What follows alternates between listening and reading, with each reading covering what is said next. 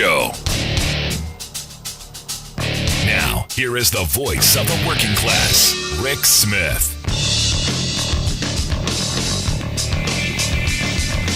And welcome, brothers, sisters, working class heroes. This is the Rick Smith Show. Thanks so much for being here today on the big program. Lots to get to, lots to talk about. Big day in the Senate. Joe Manchin, Chuck Schumer, little powwow, got together, struck a deal. Yes, a deal was struck. Joe Manchin was going to go along with, we need to do something on voting. We need to move something along the lines of the For the People Act. We need to do something. Joe Manchin was going to be the 50th vote to advance the For the People Act. Understand, some things were given. The negotiation happened. Took some stuff out. Gave Joe Manchin some of the things he wanted. Voter ID. Then proceeded to go and have the Republicans filibuster it. Not moving towards the 60 vote to begin debate. Basically now, I guess, dead. Then have the nerve and audacity to come out after this happens and say that, incredibly, of the filibuster, he says, I think you all know where I stand on the filibuster. The filibuster is needed to protect democracy. It's kind of like going, we came up with an idea, came up with a deal. We got a deal. And then you got shafted. And then I give you the double barrel middle finger. It's kind of what this seems to me, kind of what it feels like to me, but not surprising. Now, here's the weird thing. I saw the story. They've come to a deal. I'm like, wow, a deal. How great. We're going to get to 50 votes. Doesn't mean anything because you're not going to get to 60 because there aren't 10 Republicans in this country who are going to side with not stealing the next election as they're trying to do in the States. Not going to happen. But nice try. Now, you had Barack Obama come out today and very nicely say, he agrees with Joe Manchin. Let's go Joe's way. And I'm like, okay, Barack, I'm with you, buddy. Where are the 10 Republican votes? That's all I want to know. How you getting me to 10 GOP votes? How you getting 10 of those Republicans to go, we're doing a hell of a job in the States of disenfranchising voters, of erecting giant barriers, walls around your ability to vote. Yeah, let's give that up. I mean, I guess it's just one of those things that makes you go, Democrats really aren't that bright. Because, I look at this deal as the typical Democrat kind of thing. Now, understand, and I get the political angle. All 50 Democrats were on board for this. Even Joe Manchin came around eventually to supporting it, even understanding that it was never going to pass. So that you could say, well, the Republicans have stopped us from being able to change the law and save people's rights to vote, which will be kind of a moral victory. So that in 2022, as millions of people across the country are blocked from voting, are banned from voting because they didn't, jump over a certain hurdle. Their signature isn't identical every single time they sign it. They just happen to be in an area where we're going to not allocate proper resource. Whatever is going to happen, at least we'll have the purity of knowing that all 50 Democrats were on the right side of voting legislation that was never going to pass. I mean, that's, for me anyway, that's where my mind goes. And this is where I keep going to people, we need a movement, which is why right now, as we speak, there are people from all over the country recognizing the 60th anniversary of the Freedom Rides. People from all over the country coming to Washington, D.C. to push for the passage of the For the People Act. Basically saving the right to vote. There are people of color coming from all over the country in buses, in caravans, coming to the nation's capital, just in time to see the Republicans do what the Republicans have done masterfully, use the filibuster to stop any progress from going forward. But they go, hey, but Rick, the filibuster, it's not racist. No, at its inception it wasn't. It was actually a mistake. But it was used by racists, and that's the part. Again, you go, yeah, it wasn't specifically made up by racists. They weren't that smart. It was, hey, this is fairly convenient. Let's do this. And it's kind of what the Republicans have gotten away with. And look, some Democrats have stopped, bad things from happening with the filibuster. And I've come around to this idea. And, 20 years ago, you would have probably gotten me going, the Senate is a deliberative body. We don't want wild change. But we're getting no change. The Senate is now the place where good ideas or progress go to die. It's the place where, we can, with the just by not arguing, not have debate. Like how this should work. And this is one of those moments of, this is how it should work. The Democrats have the majority. They are pushing this bill. They have enough votes to put the bill on the floor. Debate should begin. The vote should be, to begin debate, should be 50+1. Simple. We're not passing anything. Debate should begin. If you're against this, you should hold the floor. As long as it takes to actually debate. They're not debating right now. As far as I see the Senate floor, no one there. They've adjourned, I guess, until tomorrow afternoon. This should be a moment where, okay, Republicans, you're against voting reform. Stand up there and tell me why. Stand up there and tell me why we should get nothing done. Tell me again why we should not have voter reform. But that's not how we do things. I grew up believing that's how the filibuster worked. Mr. Smith went to Washington, held the floor, just like Jesse Helms when he was trying to hold up civil rights legislation. Eventually had to go to the bathroom, and we eventually got civil rights legislation. To me, this is how the game should be played. And look, bad things can happen. If Republicans get power in a couple of years, understand, they're going to destroy Social Security. They're going to try. And this is one of those things where you go, hey, Granny, you okay with that? Then maybe you should vote. Hey, working person who's planning on Social Security being there when you get to be older and need something beyond cat food. Maybe you should do that. Oh, they're going to take Medicare too?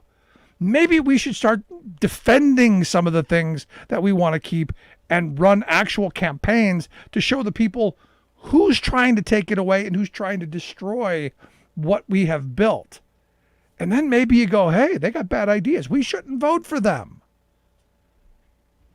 So that it doesn't happen. But here's the thing. You got to be able to vote. This is the important part of this. So that's what's driven me crazy today. And, I wanted, my idea today was starting off, it's Prime Day number 2. This was, the day where everyone's going to do their little Amazon thumbing. And, some of the numbers I've seen, more people are using Amazon. And look, online shopping is not going away. Not going away. It's here to stay. It's one of the things that the pandemic brought us hugely that gonna stay. People like going on their phone, you send stuff, and then they turn around and bang, it's on the doorstep. Today's kind of the day that we pay attention to the horrible working conditions that people have to endure to get those things from, the Chinese sweatshops, through our ports, into the warehouse, picked into little cute boxes, sealed up and taped and put onto a van, which is just put right there on our doorstep, like magic. Like magic. And this is where the hope here today is, talk about the magic, talk about the machinery. Like Mitt Romney when he was running for president, he went to Sheetz, I think it was, and he said, you push the little buttons on the screen and like magic, food appears. Never mind the fact that there was some poor schlub barely making minimum wage back there, putting the food together and making sure it's right and serving it to you. Never mind that. No, it was like magic. It just appears. Kind of like the Amazon box. It just appears. You look outside, it's not there. You go outside again, bang, oh, wow, it's there. Who knew that happened? Like magic. So for me, the idea is talk about the horrible working conditions under which people have to suffer and toil, and the churn of people that have gone through the Amazon system. For me, you've got a good paying union job there. You have low turnover. You have people who make this a career, who make good living out of it. Not people who are making, $15 an hour and just possibly able to get by, but actual careers. And for me, this is the conversation we need to have. And today, the International Union began their convention. And one of the things on the agenda, and we're going to talk about this in hour two, is the fact that the Teamsters are going to be going full tilt boogie on organizing the Amazon drivers and the people who bring us those packages like magic, the people who are actually doing the work. We're going to give those people, I know this is hard to believe, a reasonable living wage with good benefits and some security. I know it's tough. But we're going to talk about that as well. On that front, with it being Prime Day, I came across a couple of these right-wing articles. There's this group like the Foundation of Economic Education, something like that, that put out a couple of pieces that caught my attention, and I've been stuck on them all day. One of them was this idea that, and this was the headline: new Harvard data accidentally reveal how lockdowns crushed the working class while leaving elites unscathed. And, this is what we've been saying for the last year and a half. I mean, from the beginning of this, going, this is the reality of what's happening. We need to mitigate that. We need people who've lost their job to be paid 90 to 100% of their wages while they're off. We need that to happen. These folks over at the quote-unquote libertarian-leaning, pro-business, corporate kind of whatever think tank they are, they now think that they're Magellan discovering something. New Harvard data accidentally, wink, wink, found out how bad it's been. And of course, they're blaming the lockdowns, which of course, if you're not going to work and you're not getting the money that you need, you're going to have a hard time. And the data from Harvard and the other universities point this out, that workers who are earning less than $27,000, their annual income declined by like 23% over that time period. Yes. Because those are the folks who are the most vulnerable. We knew that going in. If you're now just discovering this, you're really late to the ball game. And if your job is economic education, you should probably go back to school and figure this out, because this is not new stuff. This is stuff that we've been talking about, not just through the pandemic, but for a very long time. The folks at the bottom are the most vulnerable. They're the ones who get hurt in every hiccup in our economy. Every time Wall Street crashes something, every time the banks, figure out how to steal from us, every time there's a recession, every time there's a hiccup, low-wage workers are the ones who get hit the hardest. The folks just up from them, the 27 to 60,000 range, they saw their income decline by about 4.5%. Again, these are people who have a little cushion. They got a little leeway. They're gonna try and figure it out. Take on a second job because they've got resources to be able to do that. Maybe start their own side business. All kinds of stuff. These are folks who have a little bit of cushion. Again, we know this, not new, not something that was discovered accidentally. Like, oops, look what they didn't mean this. They didn't mean to tell us. And then, of course, they point out that the wealthy, the people who are doing much, much better, actually saw their income grow. Yes, of course. Not surprising, but they want to make it sound like some conspiracy. There's a conspiracy out there. And Harvard accidentally let the information out. When I would argue that this was probably the main point of the entire study to show how vulnerable the low-wage workforce is. And it's kind of crazy that they would go this route, because, as I said, during the pandemic, I was saying all of those people who lost those hospitality jobs, all the people who lost the restaurants, the hotels, all those people should be paid through unemployment, 90 to 100% of their wages. And we did that. They were getting the extra $600, which really helped. But of course, our friends in the Republican Party said, no, the 600's too much. Only 300, and that's what they had to agree to. And now none, because they're lazy and stupid and shiftless and don't want to work. And you go, and understand that's where they were going with all this. That it's bad policy. And I would argue, on a certain hand, they're right. We should have been paying these people. There should have been a program in place like the paycheck support program that the airlines got to make sure that people stayed on the payroll. But they also went on to this rant about, and this is another great one, that there are companies who are hiring people remotely everywhere but Colorado, because Colorado has this horrible legislation that provides transparency for workers to find out how much their coworkers make. Employers have to provide data on how much jobs are paying. And the part that caught my attention that they wrote that just blew my mind was that Colorado's regulations were burdensome and costly to comply with because, we don't want anybody to know how bad we're cheating them. They said, but publicly posting all salary information not only undercuts employees' privacy, but also could fuel discontent and conflict within the company. Think about that for a second. They're saying, you really shouldn't let anyone know how badly you're being cheated. That's your private information. You don't want anyone to know how bad you're getting screwed over, so you keep that to yourself. Because, if the rest of the company found out, then you might ask for a raise. That would be a bad thing for the company. Wait a second. And again, I come back to this moment of transparency, and this is what every union contract has. Transparency. It's actually written in the book how much people get paid. There's no secrecy. There's no nepotism. There's no favoritism. There's no, hey, this is my friend. I like you better. There's no, hey, she has a cute smile. I'll give her a raise. There's none of that stuff. There's across the board. This is what people make. And you look, again, back to that sense of fairness we talked about yesterday. People know who the workers are.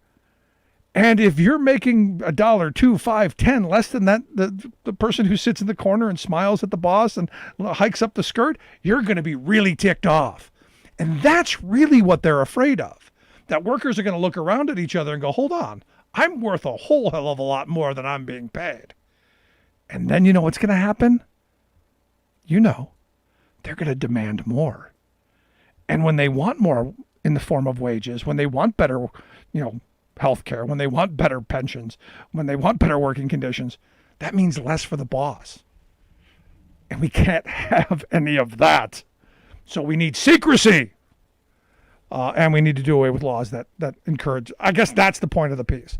But these are from the people who talk about economic education and do it in a way that makes us dumb. So stay away from fee. Just my thoughts. Gonna take a quick break. Right back. Stick around. There's nothing more American than workers standing up, and the union gives a voice to win. On the Rick Smith Show. I'm Rick Smith, and this is Labor History in 2. On this day in labor history, the year was 1999. That was the day 5,000 textile workers at 6 Fieldcrest Cannon Mills in North Carolina began voting for representation by the Union of Needle Trades, Industrial, and Textile Employees, better known as Unite. The victory, later validated by the NLRB, was a significant win for labor in the anti-union South. The union's organizing director, Bruce Ronner, stated, quote, "It feels like we just organized GM. Suddenly, we've got a beacon to show other textile workers that they can do it." Labor historian Leon Fink noted that, quote, "It's a stunning victory for the union. It's the biggest breakthrough in a traditional Southern industry for probably the last quarter century." Then AFL-CIO President John Sweeney remarked that it was the largest union victory in a Southern textile mill in history. The election and victory came after 25 years of struggle and 4 previous attempts to organize at Fieldcrest Cannon Mills. Many noted that the young immigrant workforce made the difference. Conditions had been worsening at the mills. Workers, fed up with production line speed up, punitive decreases in piecework premiums, and company harassment, were compelled to vote union. One worker stated that he and many others were sick of lies management told to keep workers from voting yes in previous elections. Supervisors routinely intimidated workers to vote no with promises of higher wages, or when that failed, threats of deportation. Workers were barraged with various forms of anti-union propaganda. They found anti-union videos mailed to their homes. Some were paid extra to distribute Vote No t-shirts on the shop floor. The company finally recognized the union and negotiated a first contract that guaranteed higher wages, pensions, and other benefits.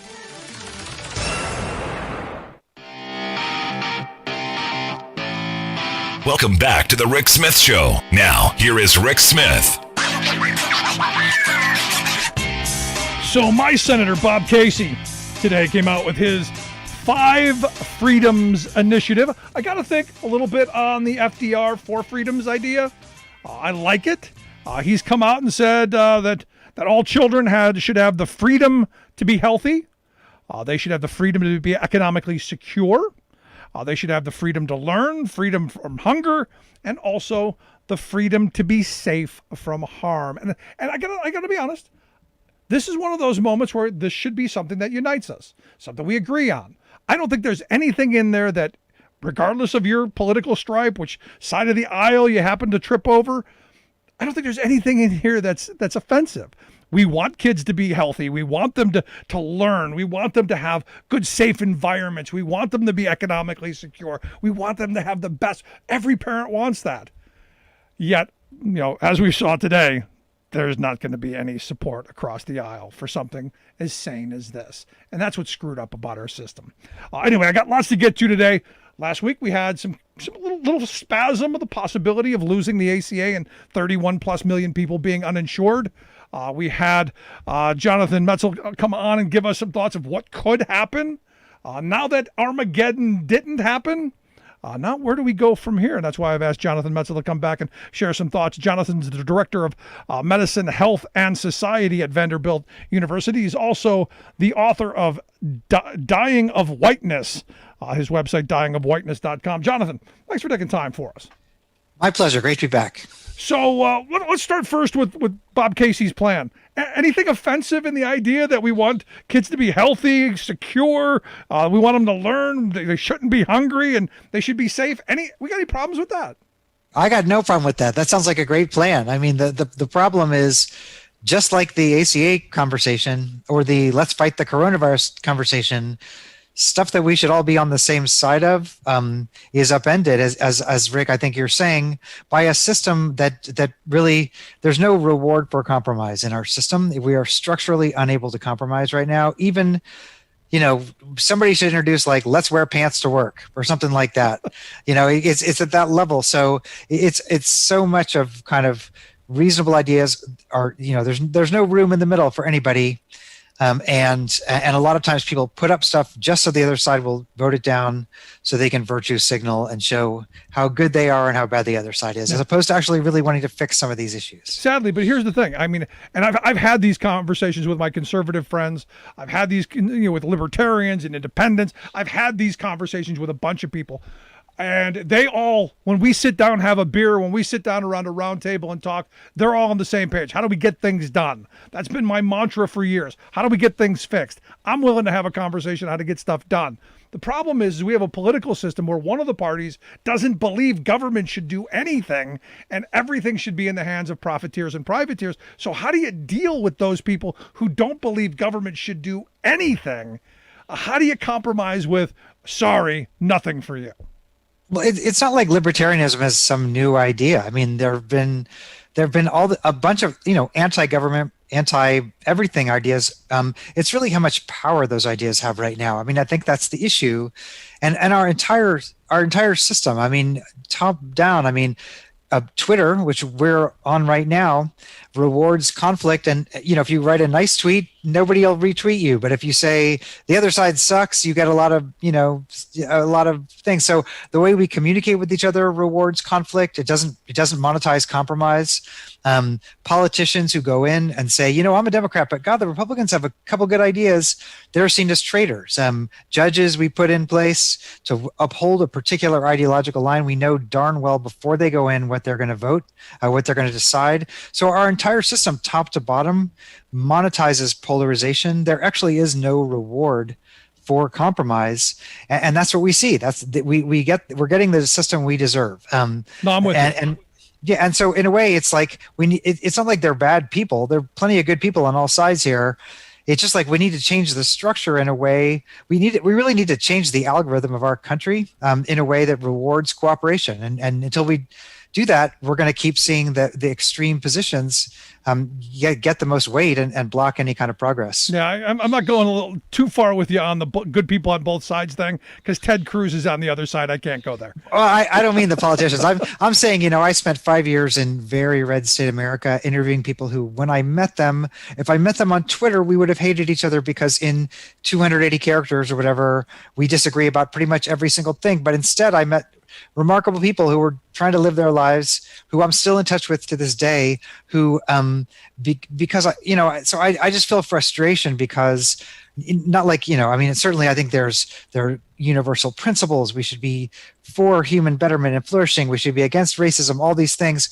But I will say that our system flattens out. We kind of stereotype the other side. We kind of think that every Trump supporter has their pants on fire rushing the Capitol, and every Black Lives Matter supporter is looting your local grocery store or something. And so in a way, it's just, we're not really having real conversations with each other. And so when I say good people, I think we can all agree Ted Cruz is I won't say it on your show, but I will say that I do think that the kind of public square compromise, I'm from Missouri. People of different ideologies used to always get together and get stuff done. And you don't see that anymore. Yeah, this is where, the social media has taken that face-to-face interaction of going to the bar and hammering these things out, whether it then spilled out into the back alley or not. That's how we learn to be decent with each other. I keep hoping someday we're going to return to speaking face-to-face. The pandemic stopped a little bit of that, but I'm hoping we get there. I did want to get your thoughts. I want to go back to the ACA because before we get there, let me ask you, can I ask you one question? I'll tell you one thing. When I grew up in Kansas City, I'm just thinking about what you just said. When there was a close election between Republicans and Democrats in the Kansas City, Missouri that I grew up in, instead of saying, hey, I beat your side by 200 votes or something, and I'm going to rub your nose in it for the next 2 or 4 years.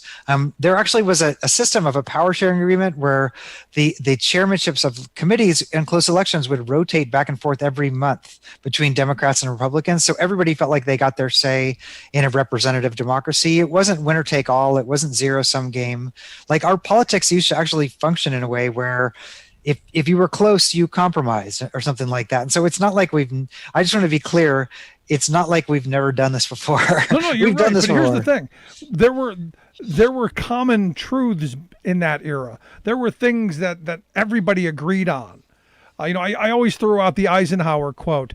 He wrote a letter to his brother Edgar, and he wrote that anybody who would come out against unemployment insurance, labor laws, the farm bill, a couple other things that he threw in there. They'd never be heard from in our political history.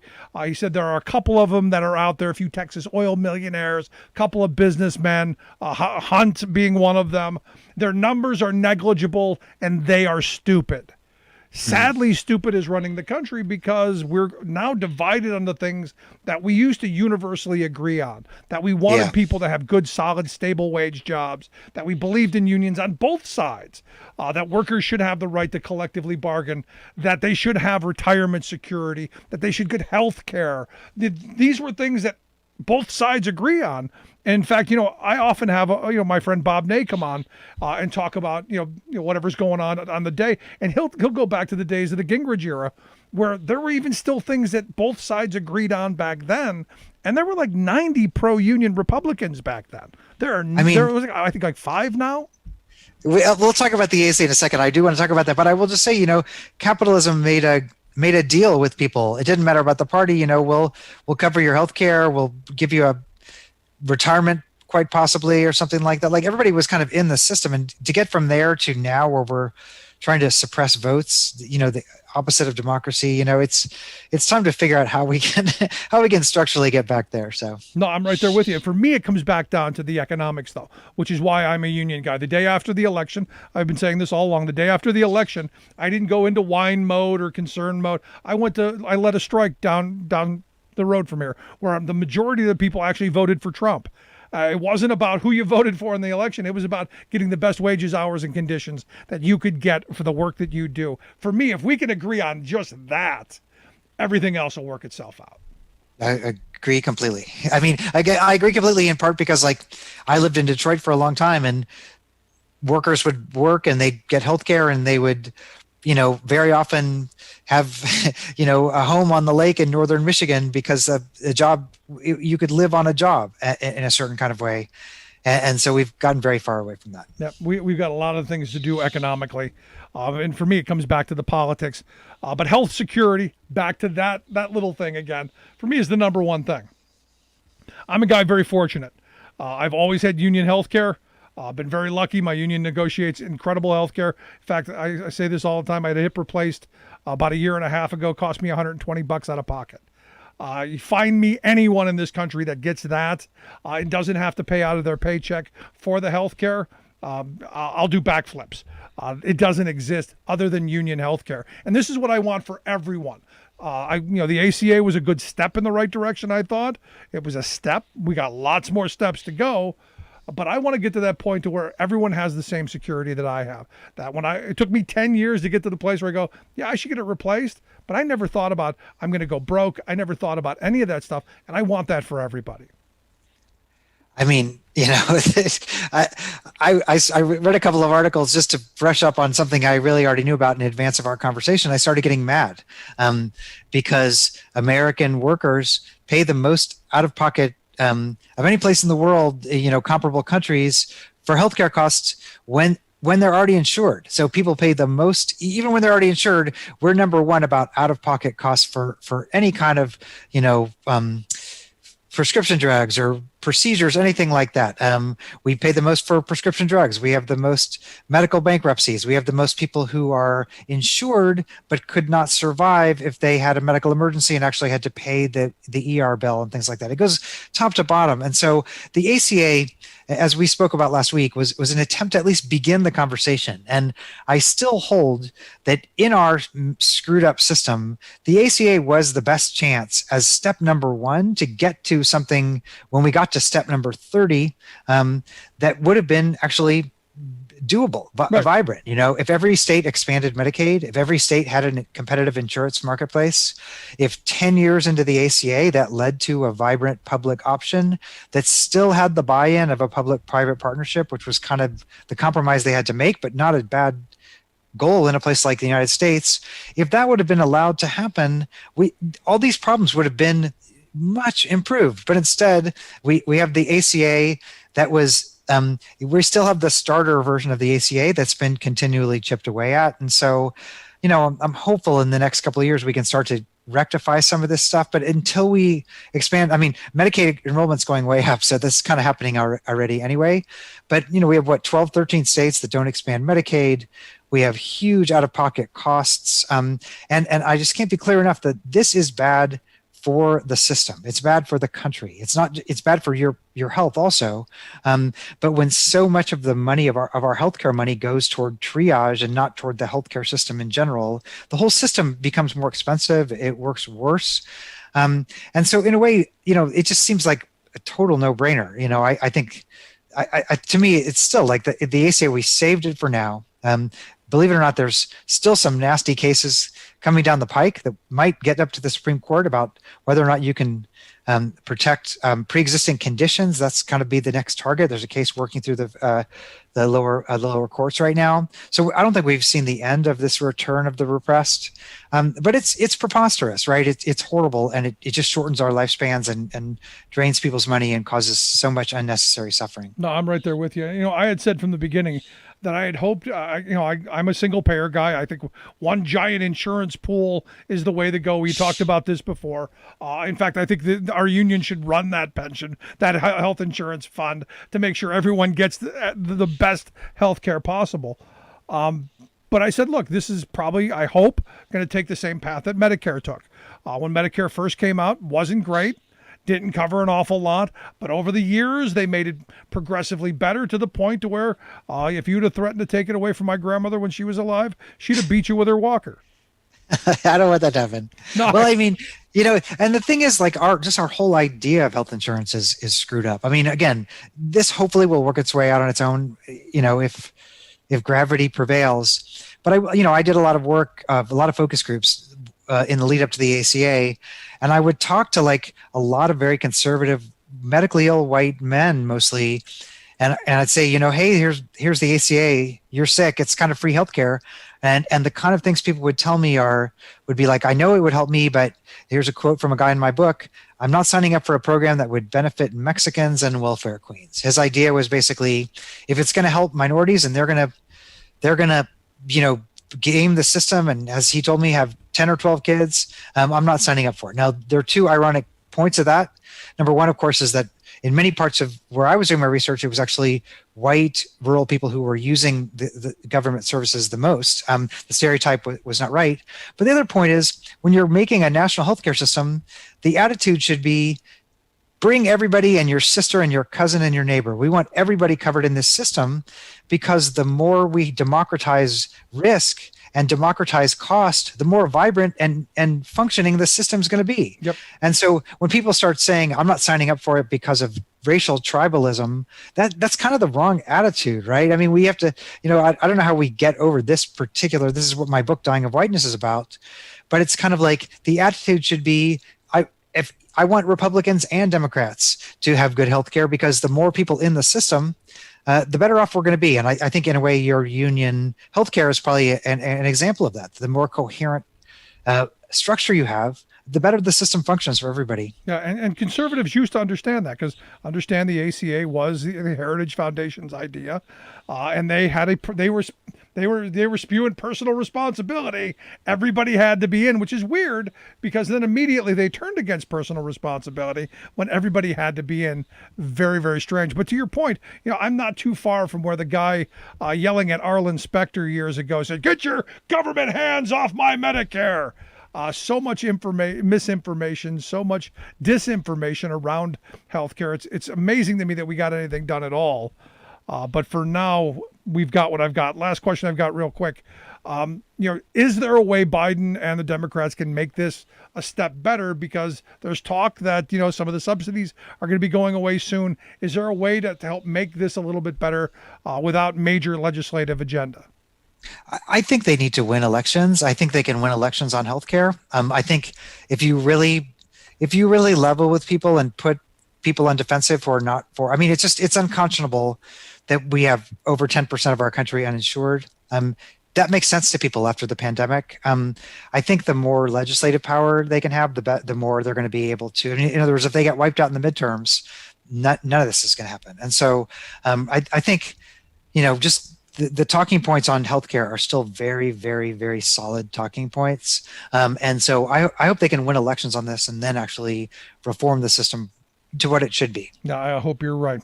Jonathan, I appreciate the time. I appreciate you taking some time for us. Hope folks will check out your book, Dying of Whiteness, dyingofwhiteness.com, the website. We'll get links out on social media. But Jonathan Metzl, I appreciate you taking time for us. Take care, everybody. Thanks so much. Good stuff. Let's take a quick break. Right back after this. Stick around. You're listening to The Rick Smith Show. Remembering that united we bargain, divided we beg. Rick Smith.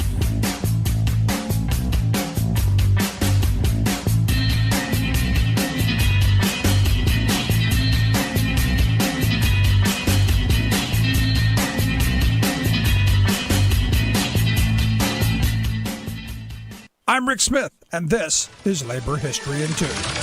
On this day in labor history, the year was 1969. That was the day that the Cuyahoga River, which winds its way through Cleveland, Ohio, caught on fire. Cleveland was once the 6th largest city in the nation. During the early 20th century, the city had a booming steel industry. Clevelander John D. Rockefeller made the city a leader in oil refining. But after World War II, industries left strong union cities like Cleveland and Detroit. These jobs moved south and overseas, where wealthy industrialists could exploit workers in markets with weak labor protections. As a result, Cleveland fell on hard times. During the 1960s, the city lost 150,000 residents. As jobs left town, so did the workers. The once proud factories that lined the banks of the Cuyahoga River had brought jobs to the city, but they also pumped pollution into the waterway. When a passing train put off sparks, the river oozing with oil and debris caught fire. It was not the first time that the river ignited. Time magazine posted dramatic photos of the burning river, although the photos were actually from an earlier blaze. The pictures helped to fuel the growing environmental movement. They gave momentum to the passage of the Clean Water Act. The Cuyahoga was not the only urban river impacted by industry. The Time article described how, quote, Omaha's meat packers filled the Missouri River with animal grease balls as big as oranges. Today, one of Cleveland's breweries sells a popular Burning River Pale Ale. The Burning River is part of the history and the folklore of the city. Burn on, big river, burn on. Burn on, big river. Like what you hear? Check out more at laborhistoryin2.com.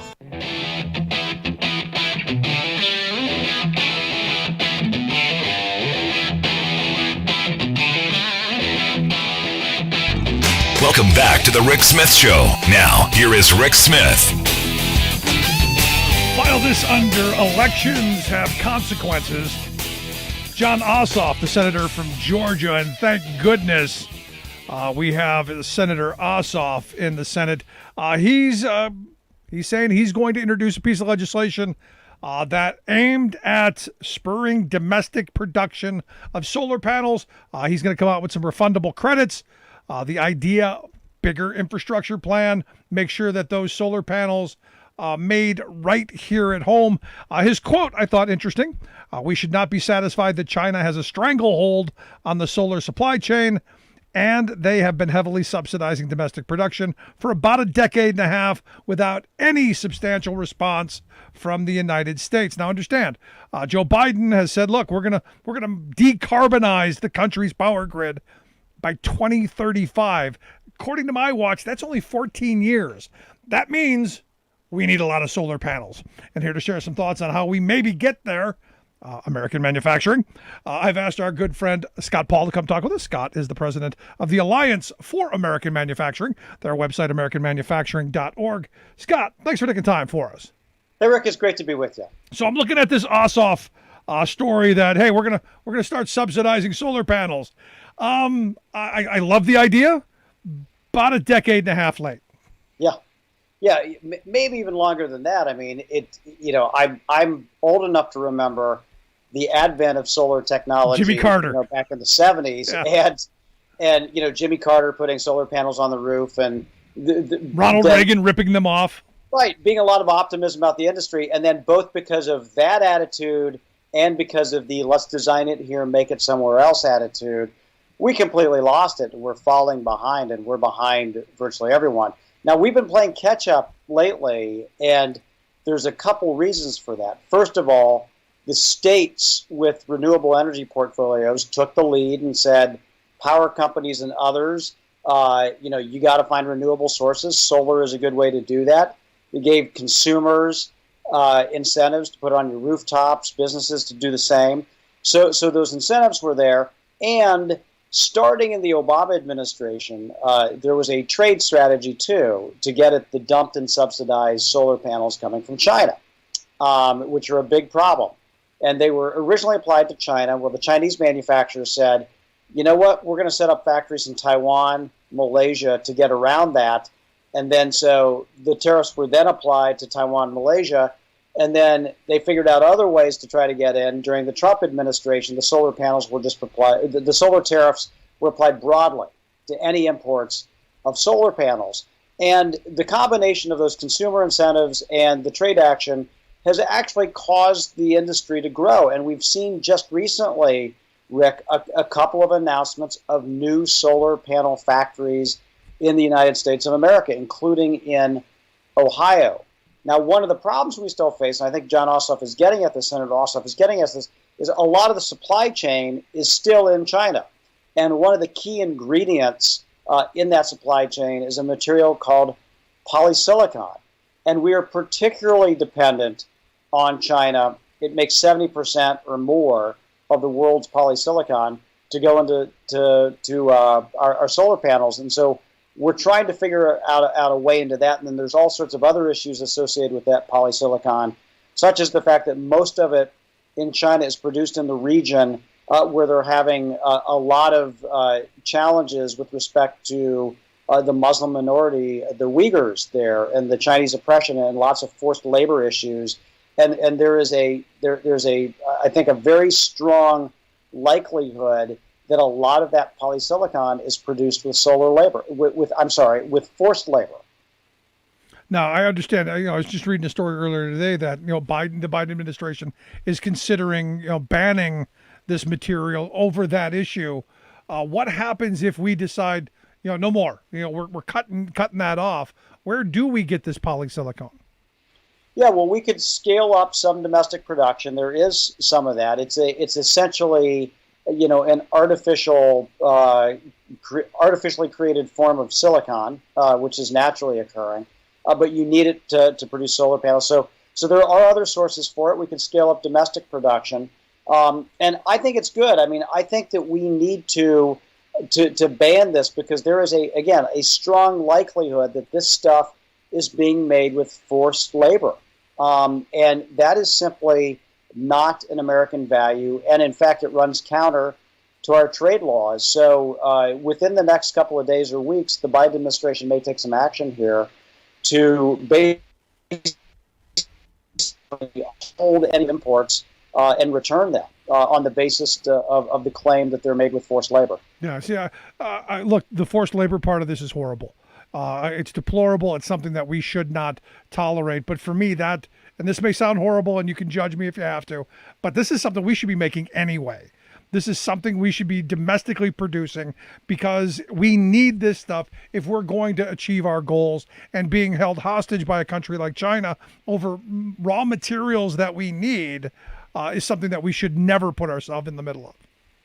Yeah, and I guess here's the thing. In the United States, we are actually very well positioned to be a solar power.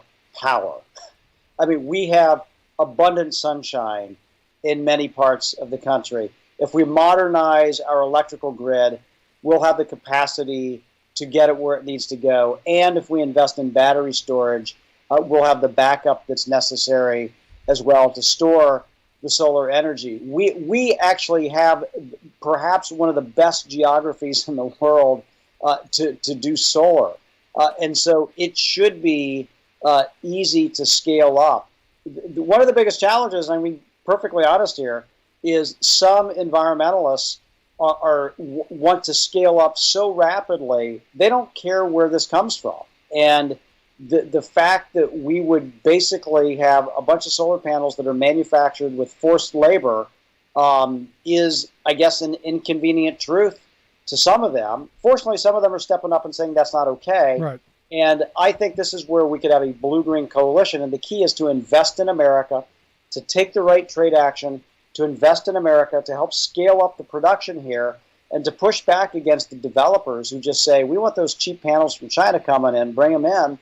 There is a serious human cost to those, and there will be a serious downside, too, if we're not getting the job creation in the United States. I think when you get the job creation, there's going to be more support for climate action in the future. No, there's got to be an all-of-the-above strategy to where we are making not just our future energy-wise better, but employment-wise better. And you got to make these things here. Now, a moment ago, you said, states have done some things with solar energy credits and all that stuff.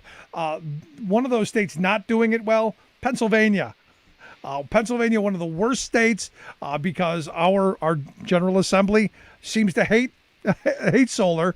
Because back when we put solar panels on our house, the XREC credits were about $225 a credit. They're down to about $8 now. So the incentives for people to put the money into investing in solar, outside of the reason that we did, because we just wanted to get mostly off the grid and create as much as we could.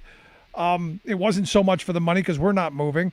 But for folks who saw this as an investment and being able to pay off their investment quickly, that hasn't happened here in Pennsylvania because of the Republicans, except for Ross. I'm sorry, there is one Republican, Ross, who wanted to change the energy portfolio. But all the rest of them hell-bent on, we need coal.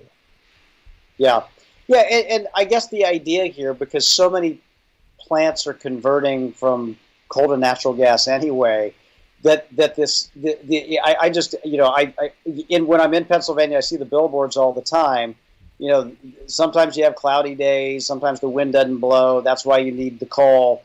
And I'm like, come on, really? I mean, that's not how it works exactly. The energy system is a little more sophisticated than that, but our policy certainly hadn't caught up with that, and it doesn't make sense. And the fact that the fossil fuel industry for years got so much in subsidies and some incentives to do that, and then you try to give the slightest incentive to a renewable source, and there's this huge pushback, is just a very 19th or 20th century attitude, but not a 21st century attitude. We got to make progress on this, and if you do create the demand, you can get jobs, you can get installation jobs, you can get supply chain jobs. And again, we'll need polysilicon. We'll need more solar panel manufacturers. Let's get some of those in Pennsylvania as well. I'm right there with you. But I remember as a kid, I remember when the big story was Jimmy Carter put the solar panels on the White House to heat. I think it was to heat the pool, if I'm not mistaken, and some of the hot water. And one of the very first things that Reagan did when he came into office was rip them off. And as I understand, those solar panels are heating the hot water at a college somewhere up in the New England states. They're still operational all these years later, just not in the White House where they were. But again, this is that messaging. Had we spent the kind of investment and the kind of money that Carter had wanted to do, we'd have been done with this already. Yeah, you're right. We're once again kind of leading from behind. But one of the things that I like about the Build Back Better plan is that Biden is leaning into this, and there's a lot of broad support in the Senate, I think, for doing some of this, and some of it is bipartisan. And so hopefully we can make some progress and make sure that we're making it in the United States as well. Yeah. I did see a quote this week, kind of turning the channel, but still the idea of manufacturing here in the U.S. But our trade ambassador, Catherine Tai, she had an interesting quote, interesting idea that we're no longer going to incentivize companies who move jobs overseas. I seem to remember this being one of the key arguments during the 2012 election, of which Mitt Romney denied flatly that corporations got any types of subsidies to move overseas, because he said, and he was very clear about it, he runs a big, outsourcing company, and they didn't get any subsidies, and yet we found out they did. But here we are all these years later still talking about it. We've got the trade ambassador saying this is going to stop. Is it really going to stop?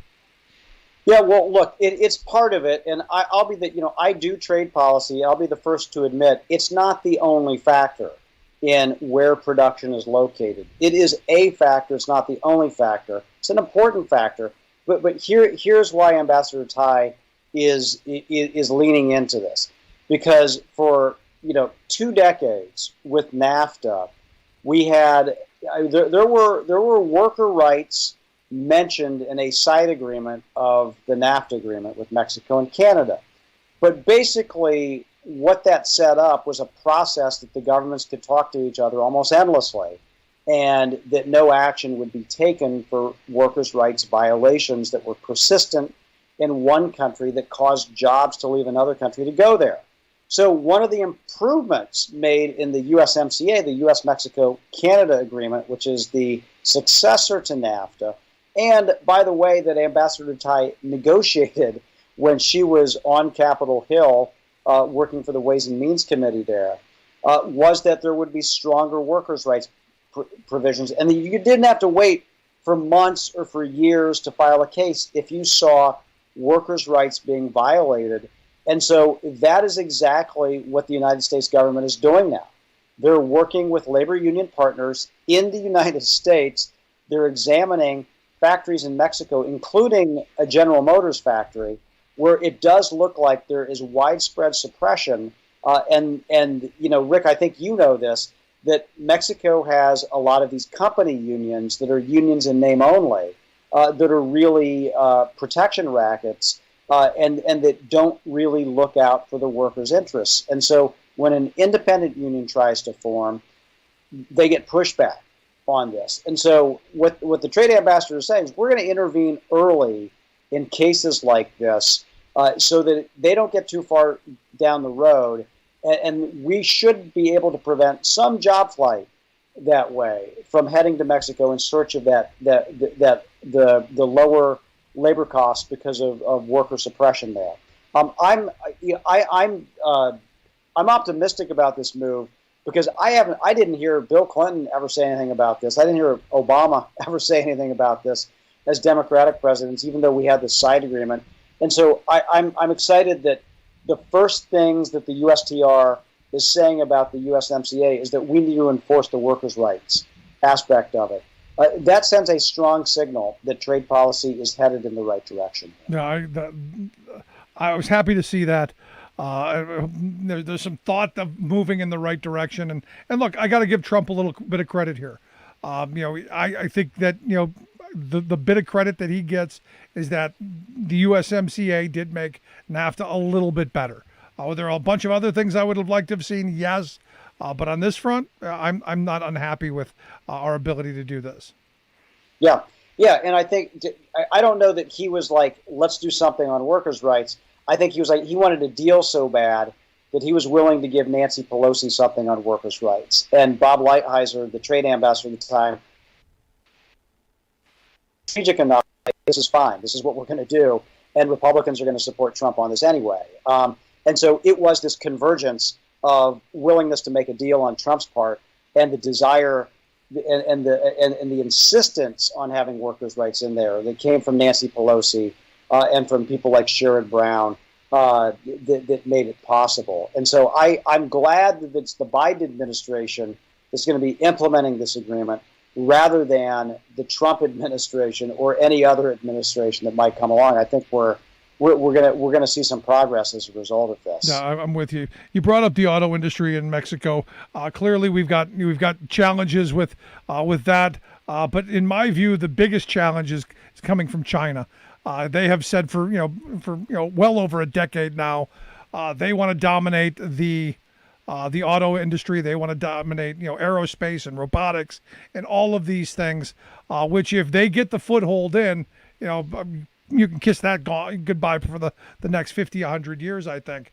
What are we doing to push back on their dominating the EV world? Yeah, so it is and I'm not being jingoistic here, by the way. It's like I wish China well, and I don't have any issue with Chinese people, Chinese practice. I do with the Chinese government. And I do with Chinese industrial policies that are going to put Americans out of work. And I think this is the challenge. The auto sector is the most important sector in American manufacturing. It is responsible for a massive supply chain that ranges from steel to semiconductors to everything in between. And so far, China hasn't gained a foothold in the U.S. auto market. They don't export a lot of cars here. They don't have a lot of auto assemblers in the United States that are building vehicles. I mean, they did buy Volvo and what have you, but they've had a tough time. They have a plan, especially on electric vehicles, to change that equation, and that would come at the cost of American jobs and American factories. And so, yes, we need to get smart about this. We need our own policies that are going to boost our electric vehicle industry in particular, and then we need to push back on unfair trade practices from China, particularly as they seek to scale up subsidized cars that they want to dump into the U.S. market. And so it's something I know the Biden administration is aware of, but there was a report that we saw that came out within the last week by Horizon Advisory, and our friend Emily DeBreyer, who I know has been on your show as well, that looks at exactly what Beijing has said and has done about this. And it should alarm our policymakers, because there are millions of American manufacturing jobs at stake. Lots of things to get into, and we'll pick that up the next time you come on and share some more with us. Scott, as always, I appreciate the time and the information. Good stuff. All right, Rick. Always great to be with you. Thanks so much. Our good friend Scott Paul, president of the Alliance for American Manufacturing. AmericanManufacturing.org is their website. Make sure you check that out. We'll get links out on social media. Let's take a quick break. Right back after this. Stick around. You're listening to The Rick Smith Show. Remembering that united we bargain, divided we beg. Rick Smith.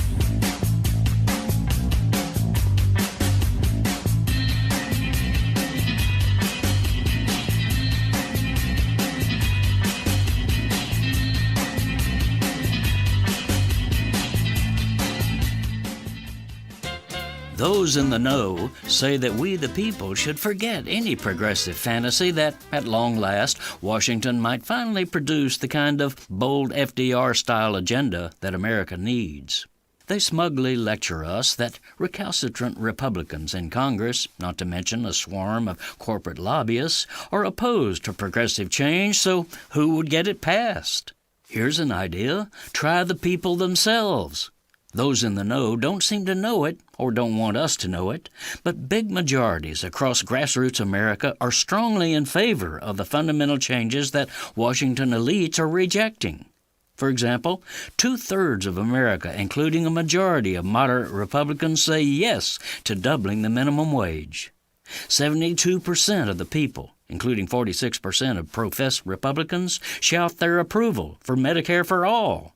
8 out of 10 Americans, including strong majorities of Republicans, support a paid family leave program like every other developed nation provides for their people. What about increasing taxes on the rich, expanding Medicaid for poor families, raising teacher pay, spending more for early childhood education? Yes, yes, yes, yes, say majorities, not just in blue states, but also in GOP strongholds like Idaho, Nebraska, and Utah. These are not just poll numbers, but solid ideas embraced last year by a broad cross-section of voters in ballot elections across the country. For example, Florida voters enacted a constitutional initiative to up the state's minimum pay to $15, with yeas topping nays by a whopping margin of more than 20 points, making it even more popular than either Trump or Biden. This is Jim Hightower saying, instead of fearing the people, Democratic leaders need to get out of Washington and join the people. The Hightower Radio Lowdown is made possible by you lowdowners who subscribe to our monthly newsletter, The Hightower Lowdown. You know who you are.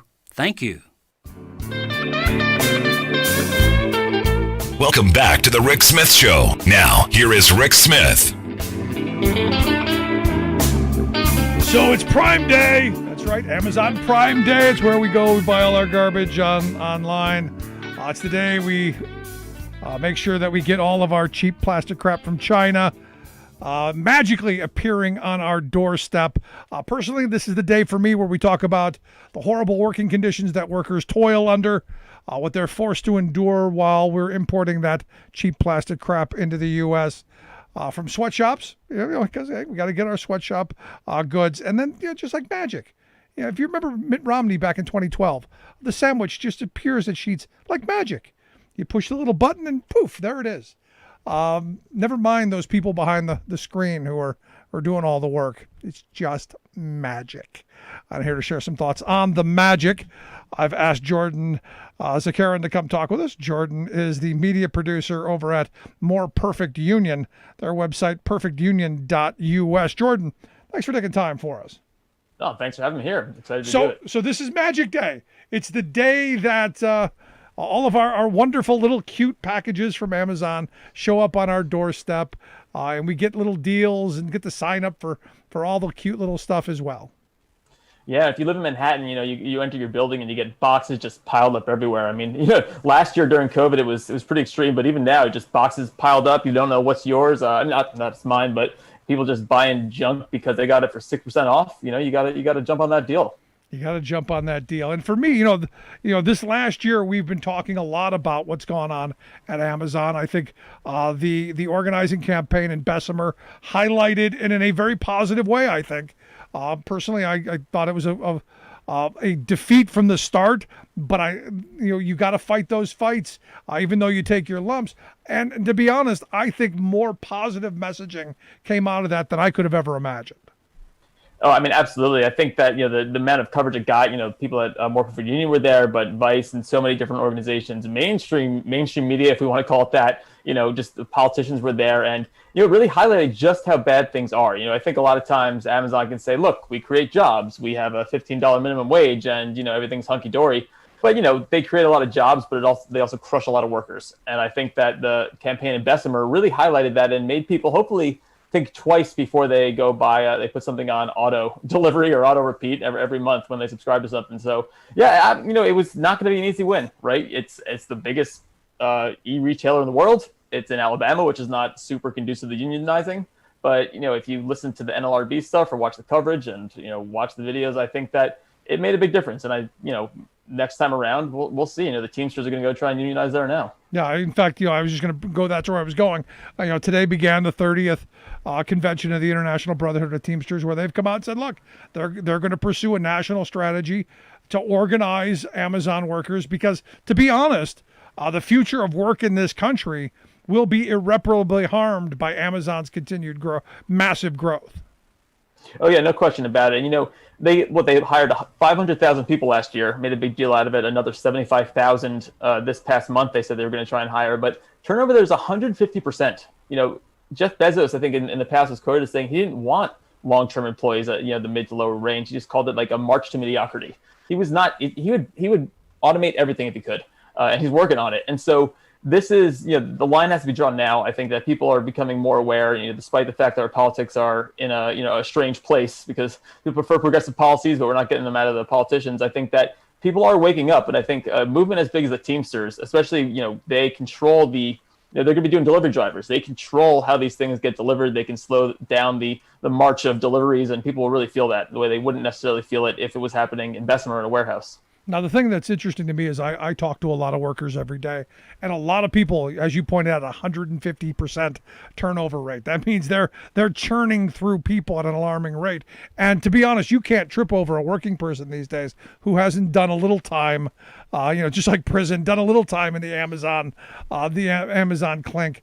And the horror stories that they tell, they couldn't wait to get away. And I'm like, there's this part of me that goes, we shouldn't be running from this. We should be running to it to make it better and to demand things get better. But most people are like, screw it, I'm out of here. This is crazy.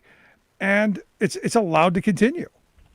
Yeah, I guess what happens when you're a monopoly and you have no competition and no regulation, it's just going to keep continuing. And you'll churn through people when, jobs are low, when service industry is not paying anything. We're finally seeing some wages go up, thankfully, in the retail and service industry. But for a very long time, that wasn't the case. And if you look at Bessemer, they were paying $15 an hour, which was a pretty good wage there. I mean, they worked people to the bone, and they weren't able to use their health care because they either just quit or be fired after they took a rest for 5 minutes. But until there's a force from the government, until the government is putting pressure on Amazon, and allowing competition and really reining them in through the NLRB and other means, people are not going to be able to organize. They're not going to be able to stand up as an individual. I mean, if you hire 1 million people, what is 10 to even 10,000 people going to do?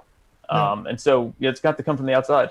And you go back to this at-will employment situation where people are terrified to begin to organize because they could be fired for any reason whatsoever. Not for organizing, that's against the law, and companies know this, but they fire them for any other reason. You got a red shirt on, don't like red, that's not the company color today, you're fired, and that's perfectly legal. And what's happened is I think working people in this country have got some form of Stockholm syndrome where they've been abused for so long that it's now almost normal to be in that kind of a situation perpetually. Yeah, I mean, if you look at the numbers of unionization throughout the country over the last, generation, it's gone so down so precipitously. And the idea that Americans have to just go it alone, be independent, I think that really infects, I think, people's minds. And I think whether you're working for Amazon or working for anyone else, I think most people are just grateful to have a job at this point, and that really leads to you wanting to stay quiet. You don't want to create a scene. You want to just do your job and get out of there.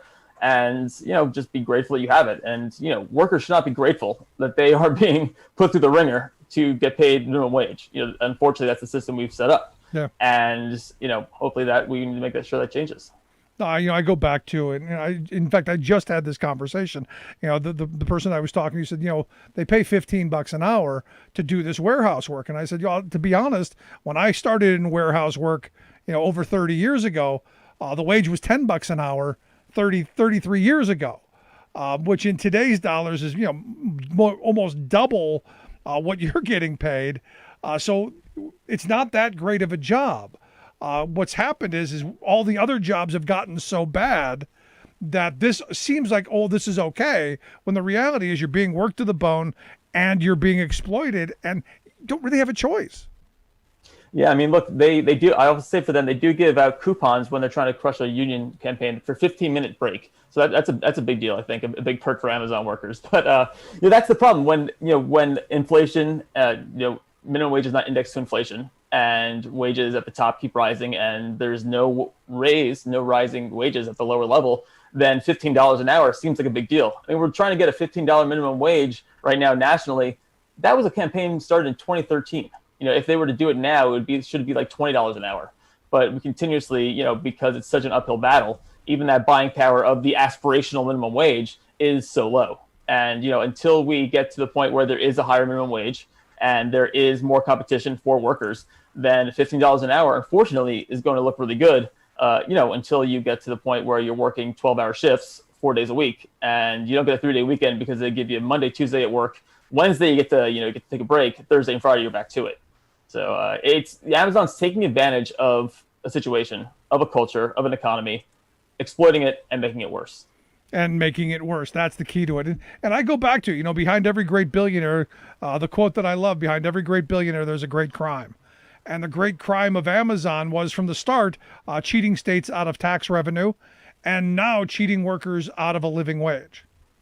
Yeah, absolutely. I mean, you talk about states out of tax revenue. Look, if there's some online sales tax in some places now, but a few years ago, I mean, I'm in here in New York, the road show, the trying tax breaks they tried to get to build a headquarters in Queens, warehouse there.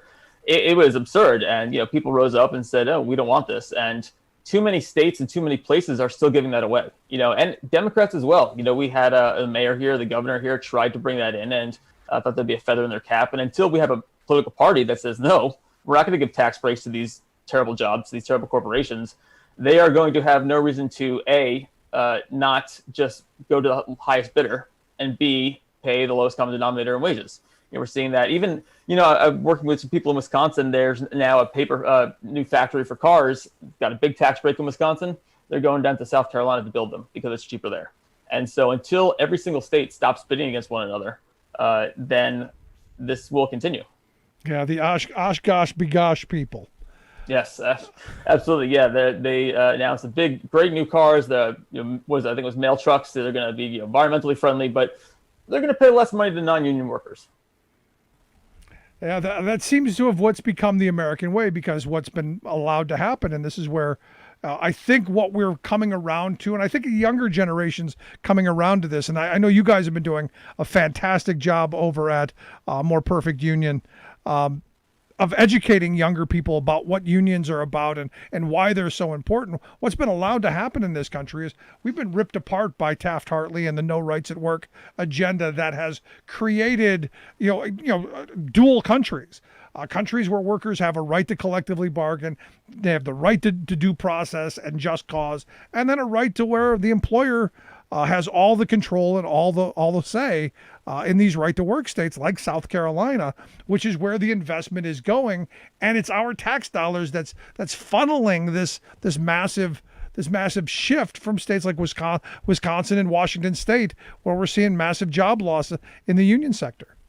A lot of those states, in the South especially, we were doing a report on Dollar General and the dollar stores there. And it's not exactly Amazon, but the sheer number of people who are on public benefits while still working for a Dollar Tree, for a Dollar General. So they're not only getting the tax breaks, these places are getting tax incentives. They're also, having the state pay for their workers' benefits. That's one of the things they supposedly should be doing. I believe in Medicare for all, but not in the situation should be that if you get money from the state, you should be paying for workers.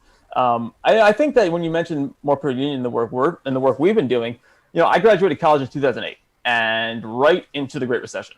And I think there's been studies that said people my age and people who graduated around the same time as me just permanently at a disadvantage in terms of pay, in terms of opportunities.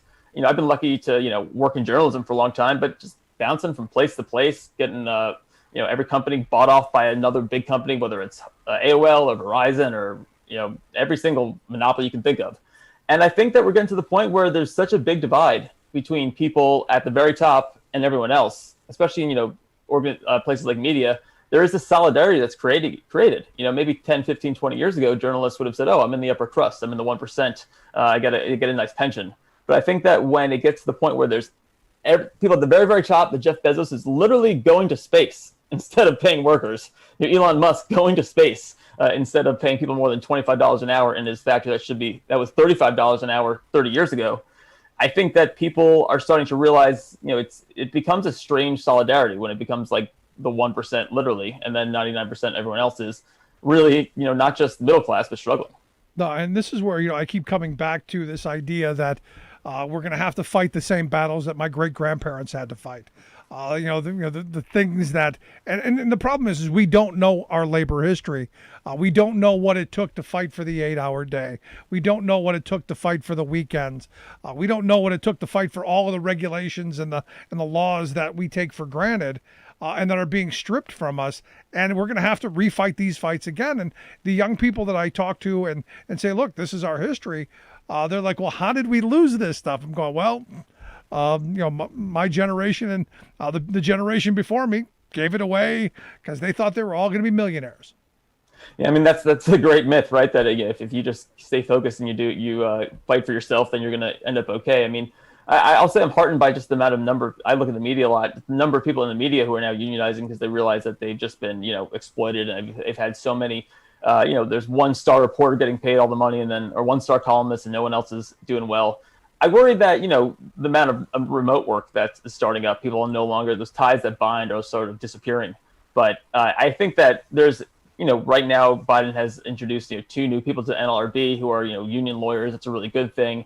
And I think that so long as the playing field is evened, it doesn't even have to be shifted towards workers. It just needs to be evened. I watched all the Amazon NLRB hearings. Their appeal of the RDWSU was appealing the loss, and Amazon just had no problem with just intimidating people, having people wander around the floor, saying, "Hey, did you get your ballot? You need help filling it out?" Wink, wink. Telling people that. The union's going to take your money. They're going to go on vacations, and you're not going to get anything out of it. They put flyers all over the bathroom everywhere. And I think that at some point, I don't know, I think people are going to say, well, can't get worse than it is now. And maybe we're reaching that point. But here's the thing, and this is where I struggle, because if I'm seeing this in front of me, and I guess, I go back to something my grandfather always said. He said, if a rich guy's going to take a buck out of his pocket to tell you don't need something, you better spend 2 to get it, because he understands return on investment. So I see all of this money that Amazon spent, $200 million, to convince that workforce that no, they didn't need this little union. No, they've got an open door policy, and no, we're going to treat you we're going to treat you less bad, however you're going to put that. And people voted against it. It was insane to me. For me, I would have said, they're going through all of this. Having the police harass the organizers, having constant surveillance of the mailbox that they had the postal service drop into the place. All of the things that they did, hiring convicts to walk around with sandwich boards, bad mouthing the unions, being plastering the bathrooms with stuff. I'd be going, if they're going through this to convince me, no, I gotta have this. What happened to us as a society that looks at this and goes, oh, yeah, they're spending all this money because they care about me? When did that happen? Well, it's funny. It's not funny, but I don't think a lot of people know, and I'm still learning them, the rights that workers have in terms of unionizing. We're so used to a culture where just the boss is the absolute boss, and that's that. What they say goes. You're not allowed to have even just a suggestion. You're not supposed to make things better while people are trying to unionize. That is a law within labor law. That's ignored, right? They'll give people away. They'll give away swag. They'll give away shirts. They say, oh yeah, things are getting a little bit better here. Maybe they're trying to make things better for us.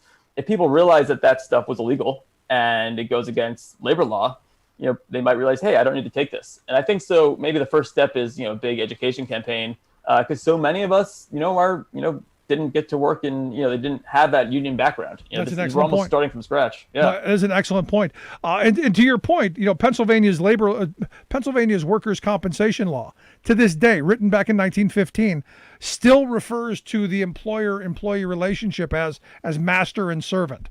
Wow. Our law still says that, even though hopefully never mind. Legislature there is pretty rough. But I think it's the proper descriptive term there, because I think a lot of people think that way. They're the king. When I come in here, I'm their servant. And I've never, I guess probably because I've always had a union job, I've never thought of it that way. I've thought of it as, I come here to work, you use my labor how you can to make the most out of it you can, and I want some of it back. It's a partnership, not a master-servant relationship. Yeah, I think it's partly that, until the government starts enforcing that, and so until the government starts, forcing the rise of wage, they're giving people opportunities and saying, hey, you're not indebted because you don't have student debt. It all comes together, right? People are just credit cards, student debt. They can't get better jobs because of retail, and all those things are just in the toilet in terms of wages. Like you said, $15 an hour shouldn't be great, but it is. Until, again, Amazon takes advantage, but the circumstances that lead people to Amazon, I don't think it's because they're like excited to be at Amazon and just want to pitch in. I think it's because that's where they end up having to be. It's desperation. No, you're absolutely. Yeah. It's desperation. You're absolutely right. But here's the thing, and we're in this weird minute. I got another minute left. We're in this weird moment because we can't seem to get anything passed. We've got the horrors of Taft-Hartley and all of the attacks of the NLRA, which has basically just made the law almost worthless and toothless. Because if you look at all of the abuses that Amazon got away with, and companies have been getting away with that for decades, the employees got very little hope in this. Sure. I say we got to pass some major comprehensive reform. I grew up during the Carter years where there was hope of repealing Taft-Hartley. I voted for Bill Clinton with the hope of a strike replacement bill. I voted for Barack Obama because he told me twice, we're getting something better than the Employee Free Choice Act. Now here we've got this PRO Act that it's right there. It's right there, but never going to happen because we've got Joe Manchin and Kelly Semina. The two of them are, just drive me crazy. I think like everyone else, I think it's also, it's not just them, it's others. There's a lot of vested interests that are, pushed even in New York. There's a lot of corporate Democrats that are being pushed by real estate that have no interest in, really helping out workers. I think it's about rooting out that corruption throughout the entire party. Yeah. And I'm hoping that, filibuster goes and we are able to get more free elections, more free and fair elections. We're seeing in New York, we've seen a lot of, primary candidates beat out the more established Democrats. And as we have these districts that are more fair, I'm hoping it becomes more of a competitive game in terms of primaries. And perhaps that'll scare Democrats into either, getting their stuff together and, working for a union endorsement, and union hopefully to stop just endorsing the guy with power. I've seen that happen with Cuomo too many times here in New York. And, so it's all connected. And I think that being able to get hopefully the some version of the For the People Act will create accountability, and politicians will stop making these promises, whether it's $15 minimum wage, PRO Act, all those things, and then not come through with them and then say, well, I'm better than a Republican. Yeah, we'll see where this takes us. But Secker, I appreciate you taking time for us. As always, good stuff. I hope you'll come back and talk with us again real soon. Yeah, thanks for having me. This is great. Good stuff. Jordan Seckerin, media producer there at More Perfect Union. Make sure you check out the work they do over at perfectunion.us. We'll get links out on how you can take a look at that. Quick break, right back after this. Stick around. You're listening to The Rick Smith Show.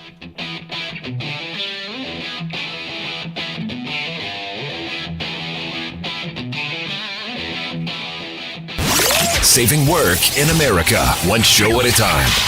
The Rick Smith Show.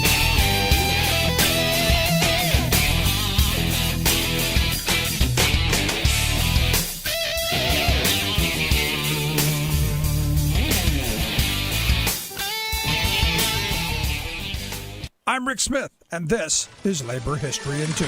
On this day in labor history, the year was 1999. That was the day 5,000 textile workers at 6 Fieldcrest Cannon Mills in North Carolina began voting for representation by the Union of Needle Trades, Industrial, and Textile Employees, better known as UNITE. The victory, later validated by the NLRB, was a significant win for labor in the anti-union South. The union's organizing director, Bruce Ronner, stated, quote, "It feels like we just organized GM. Suddenly, we've got a beacon to show other textile workers that they can do it." Labor historian Leon Fink noted that, quote, "It's a stunning victory for the union. It's the biggest breakthrough in a traditional Southern industry for probably the last quarter century." Then AFL-CIO President John Sweeney remarked that it was the largest union victory in a Southern textile mill in history. The election and victory came after 25 years of struggle and 4 previous attempts to organize at Fieldcrest Cannon Mills. Many noted that the young immigrant workforce made the difference. Conditions had been worsening at the mills. Workers, fed up with production line speed up, punitive decreases in piecework premiums, and company harassment, were compelled to vote union. One worker stated that he and many others were sick of lies management told to keep workers from voting yes in previous elections. Supervisors routinely intimidated workers to vote no with promises of higher wages, or when that failed, threats of deportation. Workers were barraged with various forms of anti-union propaganda. They found anti-union videos mailed to their homes. Some were paid extra to distribute Vote No t-shirts on the shop floor. The company finally recognized the union and negotiated a first contract that guaranteed higher wages, pensions, and other benefits.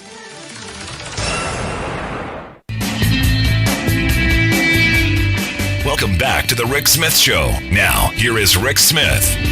So Jordan alluded to the Oshkosh Bagosh defense company. Yeah, Oshkosh Defense. They make military vehicles. That's their shtick. You got a defense contractor who's going to be making our postal vehicles. I'm wondering, are these going to have machine gun turrets? We got 50 caliber machine guns mounted in where the headlights used to be. Is that what we're getting? But they're going to evidently build somewhere between 50 and 165,000 of the postal vans. They're kind of like van hybrid things. They're going to do that, I guess, over the next 10 years to replace the aging postal fleet, which I got to tell you, the mail truck that comes by our house, it's seen better days. Now these are going to have, they're going to have the obviously the driver's side on the wrong side, so that they can deliver the mail. And I know my wife's giving me the eye going, it's not the wrong side. It's on the other side. But they'll be driving from the passenger side so that they can deliver the mail. This will be done, as Jordan pointed out, in South Carolina, which infuriates me because it's a Wisconsin company. They're going to create, what they're saying, 1,000 new jobs in South Carolina and take those from what should be jobs in Wisconsin. But again, it's all about these companies pursuing and chasing the lowest wages, most exploitable workers that they can come up with. They're also saying that the article said that Ford is going to throw in some motors and some suspension that's going to help replace our aging fleet. Again, my view on this is government investment money. It's something that should be made to create good union, family sustainable wage jobs, not running off to South Carolina, where you can exploit workers. Just my thoughts. Love to hear yours, though. You can email me, rick@thericksmithshow.com. I'm going to take a quick break. When we come back, the Teamsters today began their 30th International Convention. One of the things on the agenda was talking about Amazon and what the union is going to do to try and and organize this behemoth, which is really putting so much pressure on all of the other jobs. We all look at UPS and say, those are guys who have really good wage jobs. They work hard. They earn their wage. But if Amazon grows the way that people are predicting, those jobs are in peril, and every one of those jobs along with it. When we come back, we're going to talk with Roger Corrigan on how the Teamsters plan on attacking the Amazon monster. Let's take a quick break. Right back after this. Stick around. You're listening to The Rick Smith Show.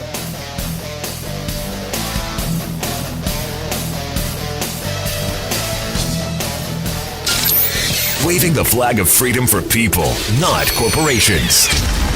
Rick Smith.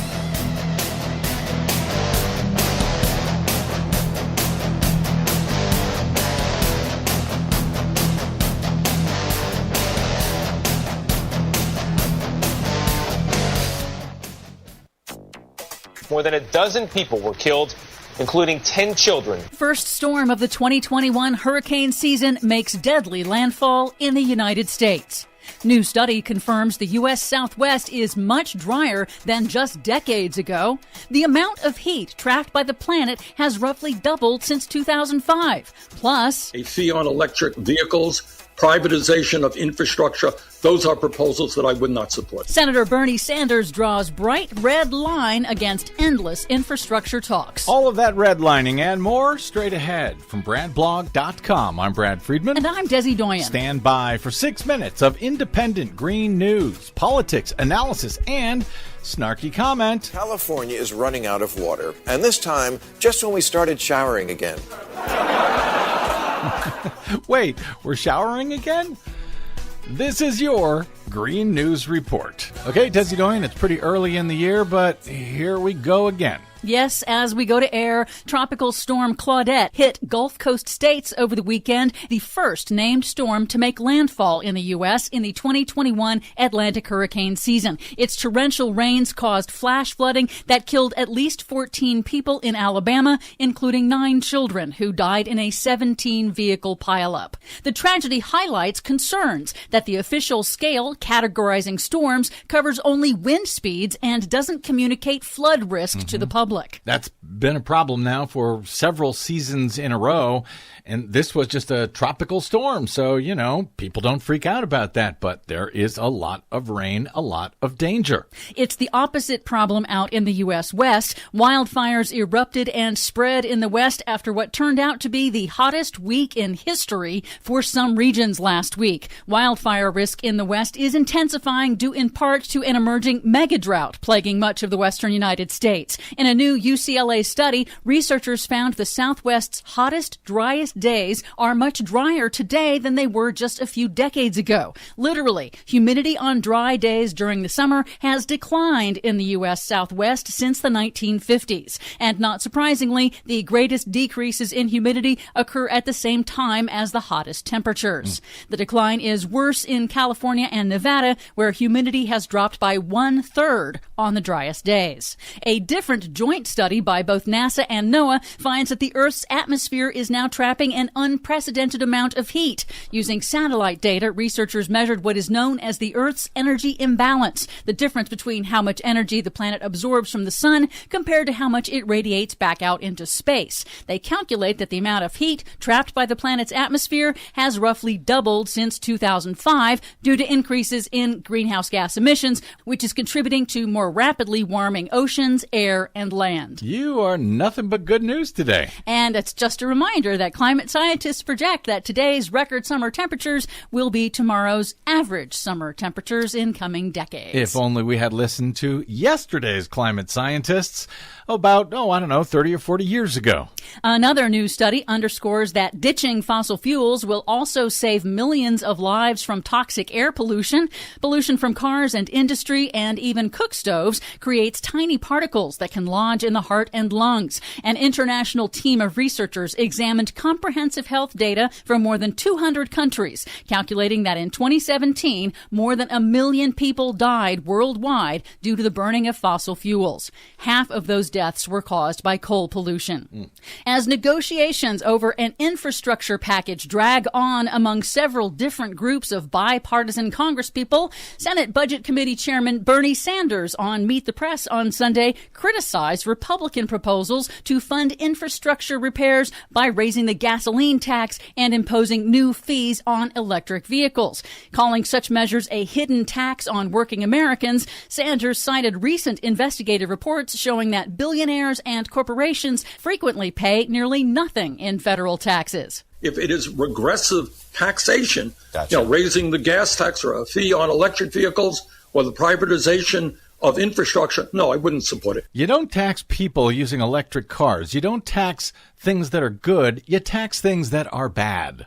Finally, some good news for the U.S. Virgin Islands. The troubled, polluting Lime Tree Bay refinery in St. Croix has announced it will permanently close due to multiple class action lawsuits and high debt. The Biden EPA temporarily shut down the refinery last month as a, quote, imminent threat to people's health after multiple accidents in which the plant rained oil droplets on surrounding communities and contaminated water supplies and released noxious gases that sent residents to hospitals. The controversial refinery had hastily been reopened by the Trump administration last year. While residents welcomed the plant's closure this week, they question how the region will recover from the harm the plant has already caused. Oil raining down on the people. Yep. Glad they closed it. For much more on all of these stories and the ones we couldn't get to today, check out our website at greennews.bradblog.com. Find, follow, and share us planet-wide on the Facebooks and the Twitters at Green News Report. I'm Brad Friedman. And I'm Desi Doyen. And this has been your Green News Report.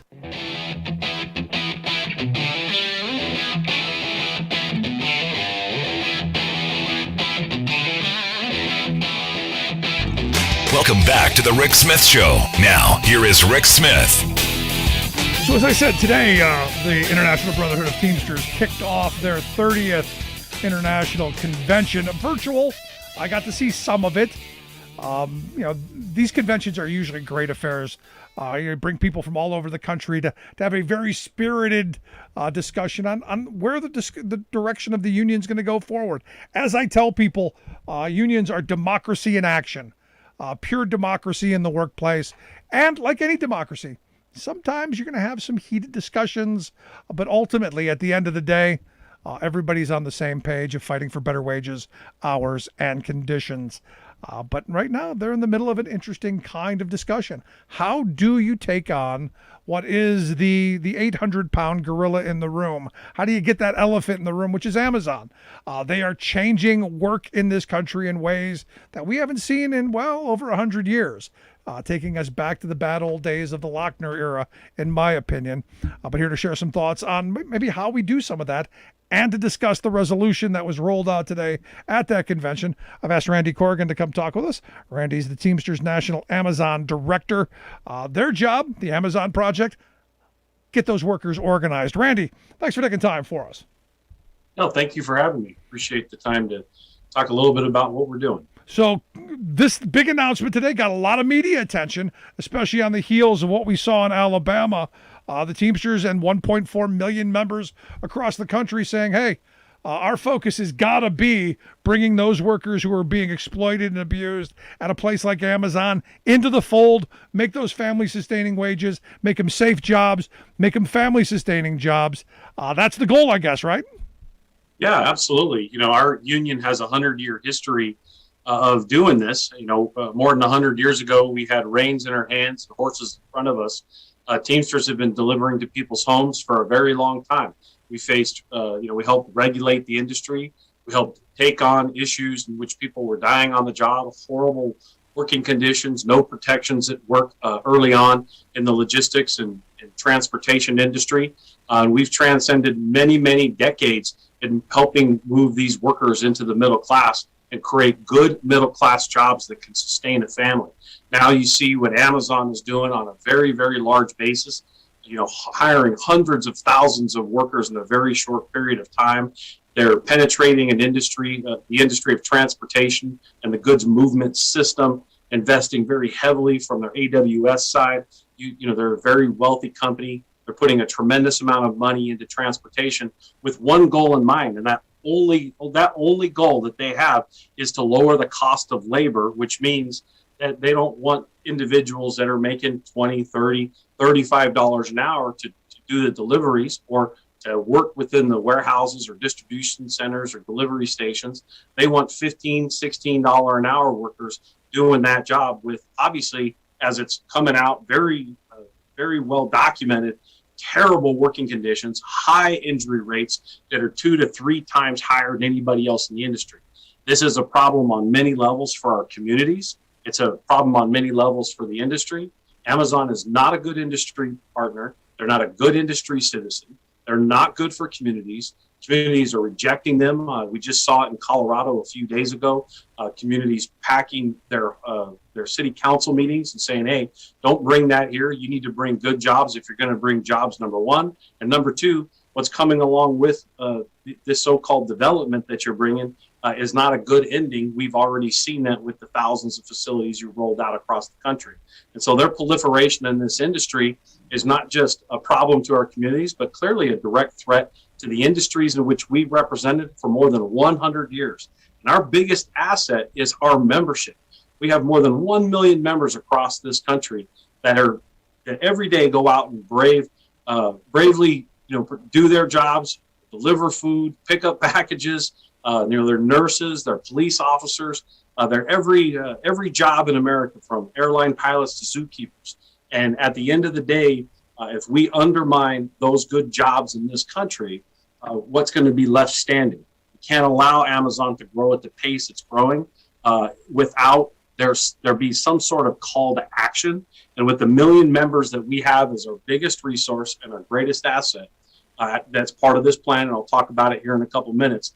But that's my, real introduction to it is just, the first thing that I think that the media outlets that I've been talking to are responding to is we're reminding them of our rich history of more than 100 years. And that, this so-called new thing that gets delivered to your home, we've been delivering to people's homes since there was horses, the ice box, right? They called it an ice box because it was ice in the buggy that you then delivered that went into the box at people's homes. Those were Teamsters that were delivering it before it was electricity in a refrigerator, right? And so, we have a rich history in this industry that's really protected millions of workers over the course of time, millions of families over the course of time. And we have to remind everybody in this industry, as well as remind all those new people that are doing this job, that they can ask for a little bit more and they can expect a little bit better treatment from their employer. Yeah, and by collectively bargaining, that's how you do this. But, I think it's important what you pointed out, to teach that history of where we came from as a country. One of the things we do here on the program is we do our commercial breaks, our labor history in two. Every day we've got a couple of things that, have happened to workers over the years and how they fought conditions. And, we used to have the average workday was sun up to sun down. 6 days a week. There were no 8-hour days. There was no overtime. There was none of those things. And sadly, we're marching back to those bad old days of the past because we're just trying to make ends meet. And a company like Amazon is more than happy to help perpetuate that movement. So when I look at an industry like UPS, for instance, where I know thousands of people who have good solid wage jobs, I'm looking at Amazon as they're trying to destroy that. And for me, if I'm a UPS worker, I'm fighting with every bit of my energy to ensure that doesn't happen. Absolutely. What Amazon is, their goal is to not have a UPS driver make the delivery. Their goal is to not have a FedEx driver or a United States Postal Service driver or any of the other drivers within the industry to make that delivery, nor the individuals on the logistics sides and the goods movement side within the warehouses and distribution networks for them to handle it.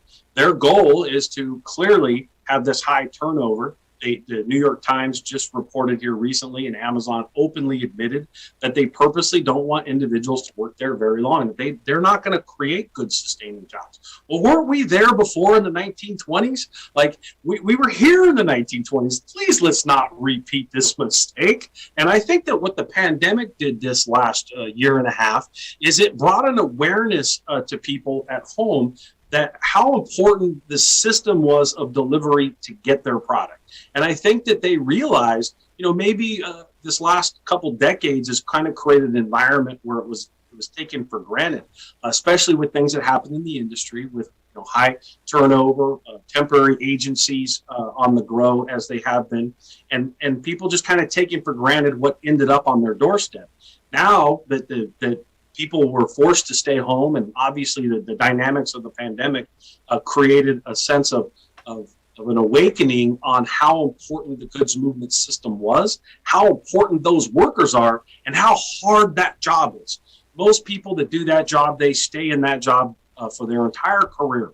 And it's unfortunate that some companies think it's okay to bounce around.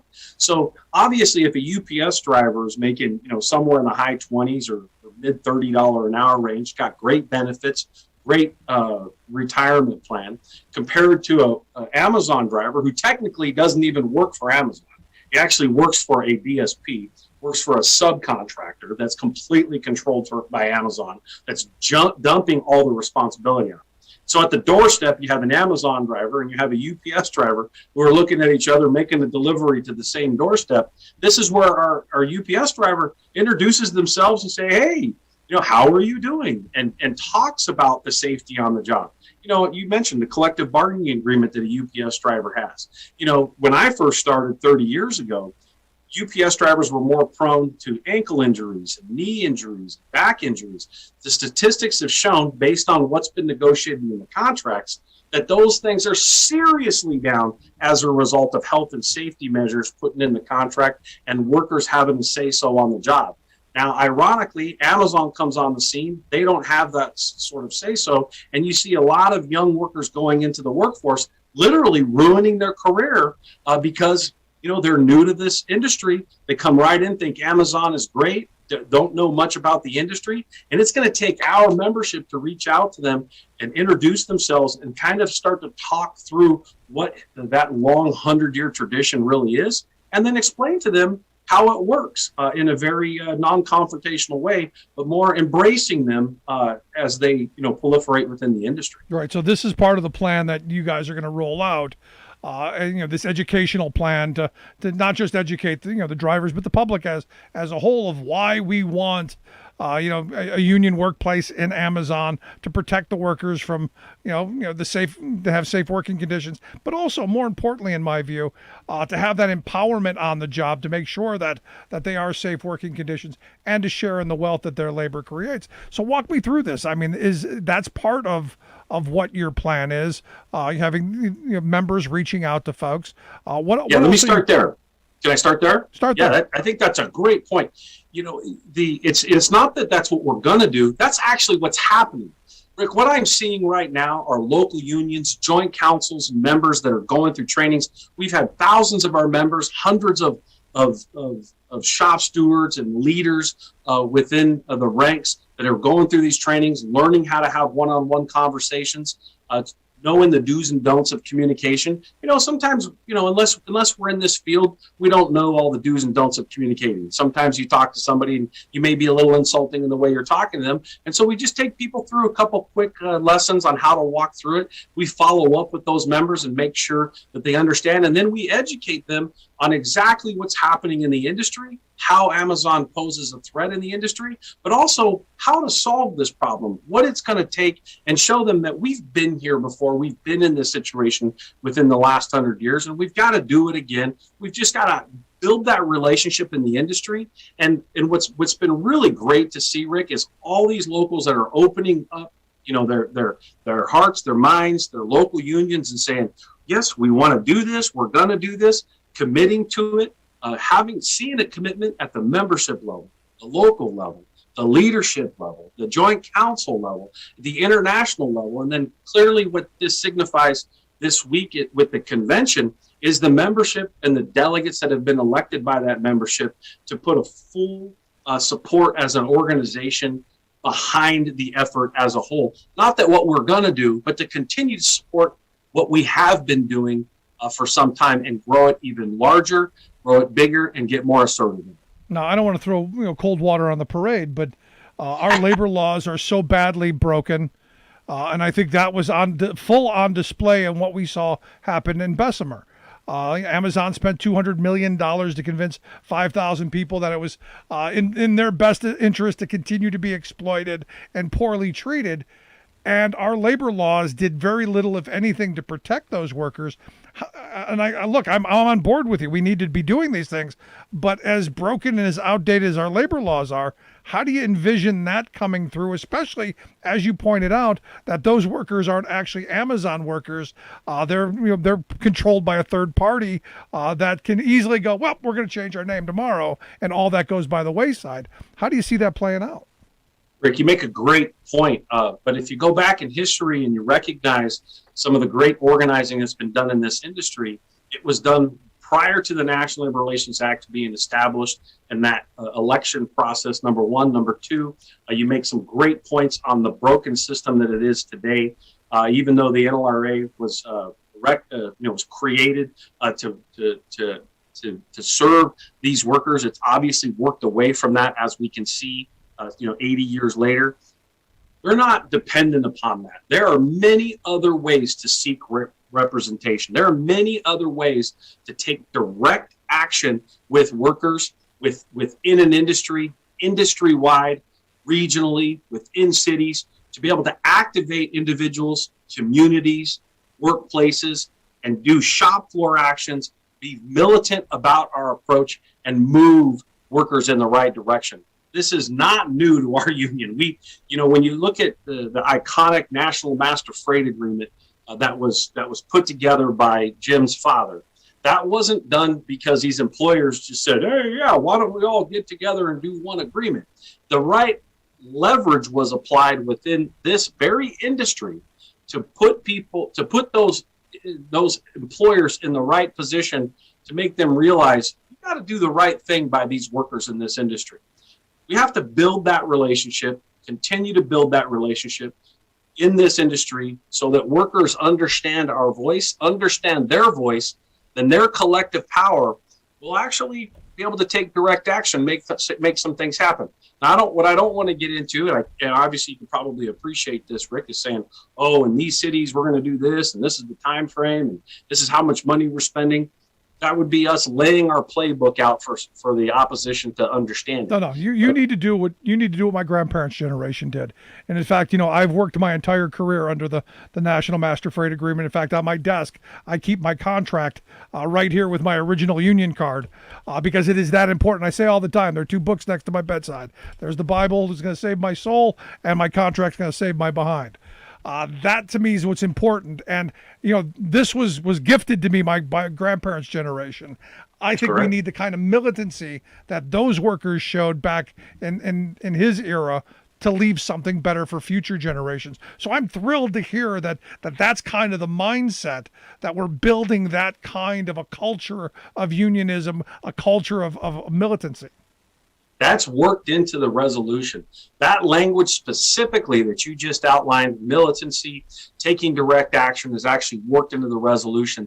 Because you're right, we have to go back and look at what worked. If we allow the corporations to define what organizing is, what that model supposedly is, it's that process, according to them, they want it through the National Labor Relations Act. They want it to go through that process. We have way more power when we don't allow ourselves to acquiesce into that process. And we have to go back to that time. Some people will say, "Oh, you're gonna do illegal stuff." Absolutely not. What we're gonna do is we're gonna show workers, educate workers, build that militancy. And you see workers right now. Rick, I've been living in living rooms for 27 years as an organizer, and I've never seen workers this ready to be very assertive in their industries. Workers have just had enough. You can't keep stripping from them, making them pay more for their health care, taking away their retirement plans to where they think 401k is the only savior, and then realizing there's nothing at the end of the road. Continuing to push things on it. When I started in the industry as a casual and master freight, I don't know if you probably remember when the rate was $14.55. It was $14.55 in the late 80s. And then we're patting Amazon on the back for $15 an hour. 30 years later, a UPS driver in 1996 made $20.50 an hour. Find me an Amazon driver today making $20.50 an hour. This is when workers realize about living in their living rooms the last 27 years. When you explain to workers the processes and the power that they have and what they have on the job and what they have on the shop floor, their eyes light up and they realize, you know what, we do have a say-so. Because when they first come into the industry, like many of them do at Amazon, they're new to the industry and they don't understand their worth. And because a lot of people try to make them feel worthless. And the reality is they're very important. Once workers understand how important they are, and they understand our role in that as a union and a membership, we're not going to do it for them. We're going to do it with them. No, and to me, and this is the last point I can get to. For me, the more important part of this is not just organizing in the workplace. It's organizing in society. It's the empowerment that comes with having a voice on the job that translates to having a voice in your political system, in your community. It's that empowerment that I think our the generations today have kind of forgotten. And I love the fact that we're going to be moving in that direction. Anything I can do to help, anything we can do to promote the work you're doing, we're here for you. But Randy, I appreciate the time and the work that you're doing. Best of luck on the vote on Thursday, although I don't foresee any obstacles in your way. But the hard work begins, and we're with you. Thank you, Rick. Really appreciate it. Good stuff. Randy Corrigan. He is the National Amazon Director for the International Brotherhood of Teamsters. Like I said, their resolution, go and organize Amazon, which community-wide we should be pushing for. Love to hear your thoughts. You can email me, rick@thericksmithshow.com. Quick break. Right back after this. Stick around.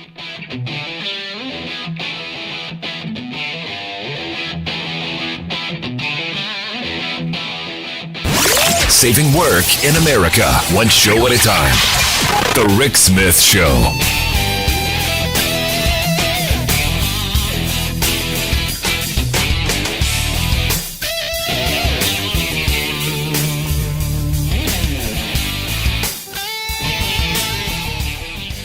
I'm Rick Smith, and this is Labor History in 2.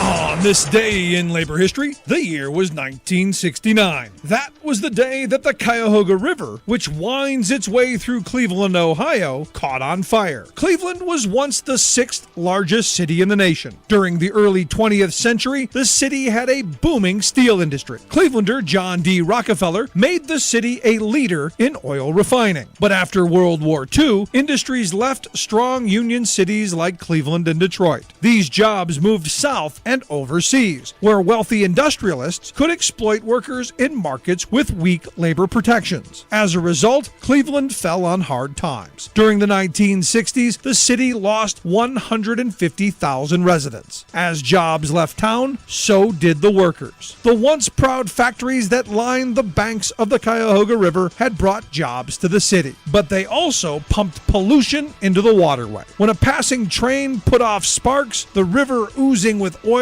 and debris caught fire. It was not the first time that the river ignited. Time magazine posted dramatic photos of the burning river, although the photos were actually from an earlier blaze. The pictures helped to fuel the growing environmental movement. They gave momentum to the passage of the Clean Water Act. The Cuyahoga was not the only urban river impacted by industry. The Time article described how, quote, Omaha's meat packers filled the Missouri River with animal grease balls as big as oranges. Today, one of Cleveland's breweries sells a popular Burning River Pale Ale. The Burning River is part of the history and the folklore of the city. Burn on, big river, burn on. Burn on, big river. Like what you hear? Check out more at laborhistoryin2.com.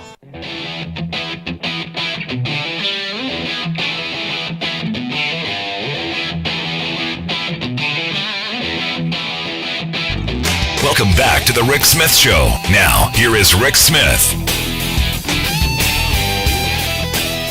Interesting. I mean, I think the most important part that I got from Randy was returning to this idea of a culture of militant workers, of people who are saying, you know what, we are the ones who do the work. We're the ones who create the profit. And this is, I go back to, you remember when Obama said you didn't build that, and the right wing lost their ever loving freaking minds, and they did that whole producers versus parasites thing, and you saw all these these rich guys saying we're the producers, we signed the front of the check. Remember all that?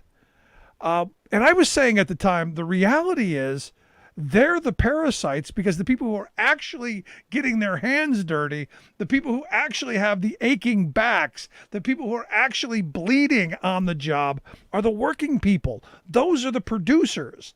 The people who are getting screwed out of wages, the people who are getting, overtime, not getting paid for overtime, the people who are getting cheated here, there, and everywhere. Oh, and by the way, the people who have seen massive cuts in wages over the last several decades. He brought up an interesting point. He said, back in the late 80s, and I say this all the time, we were making $14.50. They were $14.55. It was $15 where I was at. You're making $15 an hour in the late 80s, over 30 years ago. That means something. And I'm hoping that they're able to do that. I'm hoping they're able to rebuild the culture of togetherness, the community that comes with unionization, and, of course, the wages, hours, and conditions. Good stuff. I'm very happy to see it. Anyway, if you missed any of today's program, thericksmithshow.com. That's where you go to get the podcast. The Rick Smith Show app on the smartphone. Take the program on the go wherever you go.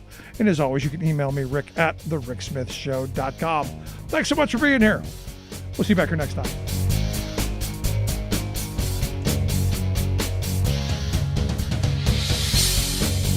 You've been listening to The Rick Smith Show. Email Rick at rick@thericksmithshow.com. Until next time, this has been The Rick Smith Show, where working people come to talk.